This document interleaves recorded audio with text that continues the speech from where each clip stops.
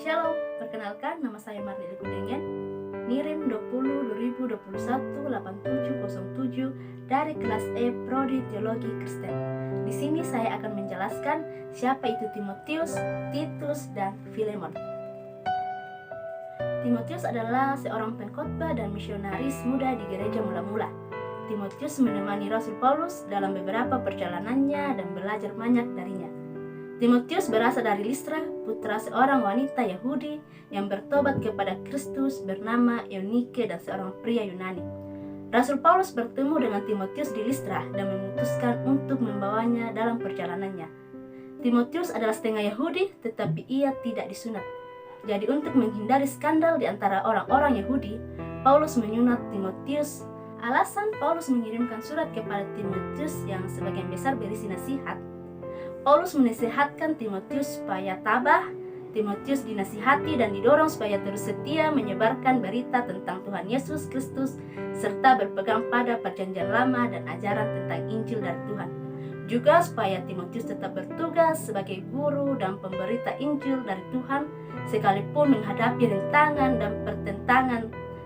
Titus adalah teman sekerja yang merupakan juga sahabat karib Paulus yang bukan Yahudi. Dia adalah orang kafir Giriak yang mungkin dari Syria Antiokhia. Kehadiran Titus sangat membantu Paulus terutama dalam pelayanannya, di mana Paulus pernah mengutus Titus untuk mengunjungi beberapa jemaat. Titus juga 2 kali menjadi utusan Paulus ke jemaat di Korintus. Saat itulah Titus mendapat kepercayaan dari Paulus karena memang ia adalah seorang yang setia dan sama sekali tidak mementingkan dirinya sendiri.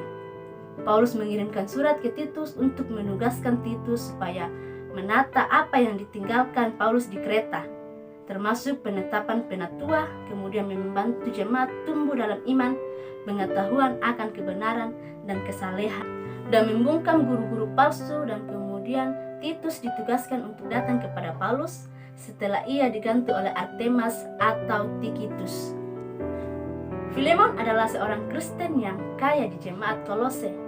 Ia adalah tuan dari salah satu budaknya yang bernama Onesimus yang telah lari ke Roma dan membawa pergi harta milik Filemon.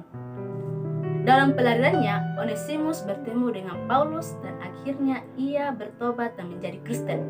Kemudian Paulus menasihati agar mau memaafkan dan menerima Onesimus kembali, dan akhirnya Filemon mengampuni hambanya Onesimus dan dengan kasih menerimanya lagi.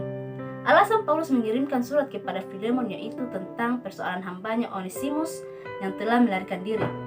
Paulus menjadi perantara Onesimus dengan Filemon dan memohon supaya diterima kembali secara ramah sebagai orang percaya dan sahabat Paulus dengan kasih yang sama sebagaimana dia akan menerima Paulus sendiri.